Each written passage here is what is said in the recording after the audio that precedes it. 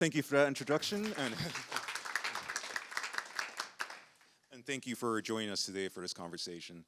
And just to follow your lead, I'm just going to introduce the concept first of the F-35A and what it is. So the F-35A are dual-capable aircraft, and what that means is that they're capable of carrying non-nuclear weapons as well as nuclear weapons. Hence, they're called dual-capable.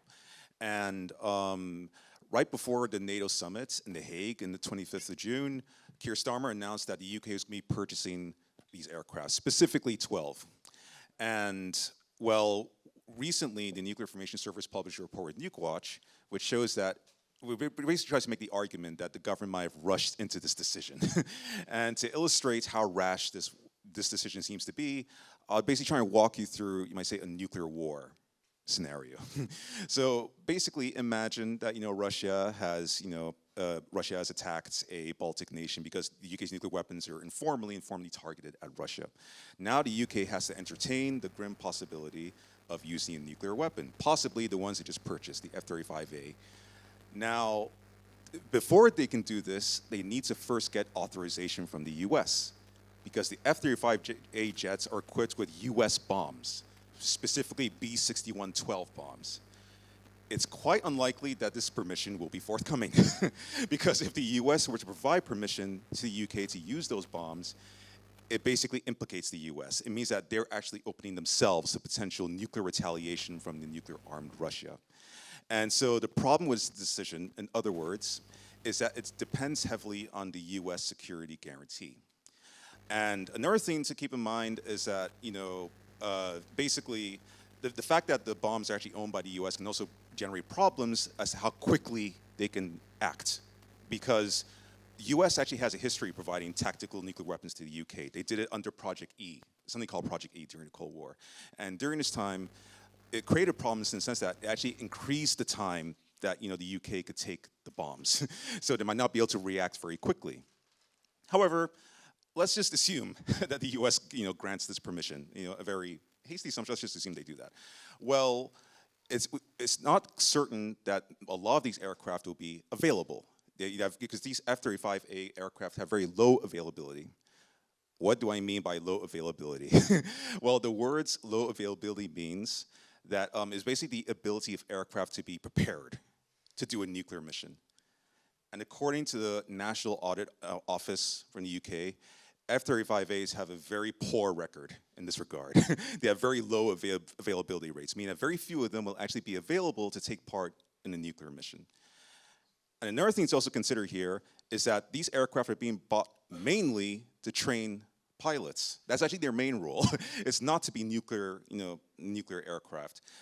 And this actually generates problems for how fast they can act. They can respond in a crisis because, well, if they're being used to train pilots, well, how much of them are going to be ready to respond quickly to potential, to at least respond to potential nuclear strike. However, let's just assume that they have this high availability. Let's just assume, for a second that, that the pilots are actually ready to attack. Well, the very next challenge is that in order for them to actually be able to threaten Russia, which is the idea, because the argument is that this strengthens deterrence against Russia. These jets pose a real threat against Russia. Well, in order for them to do that, you need to be able to actually refuel the aircraft while it's in the air, because basically, without being able to refuel in the air, we'll not actually be able to reach Russia.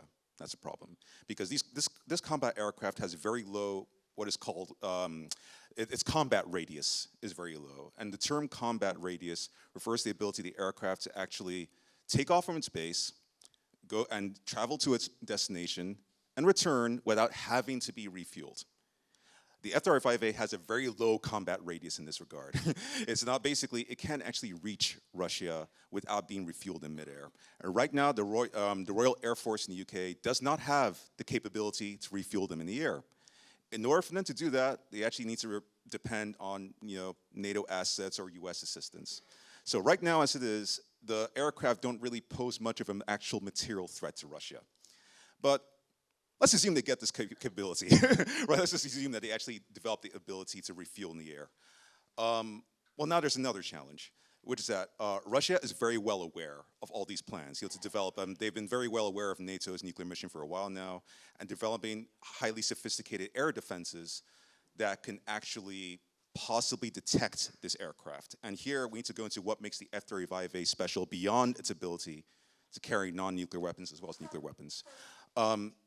It's a special aircraft in the sense that it's very stealthy, meaning that they're supposedly hard to detect.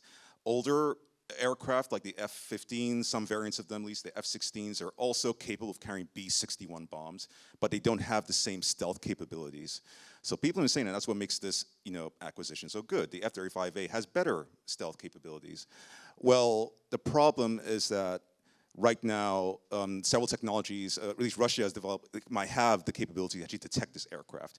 Meaning that even if they were to achieve the unlikely task of reaching Russia, the aircraft may very well be detected by the, before they get there, and hence they will not be able to go through and drop the payload.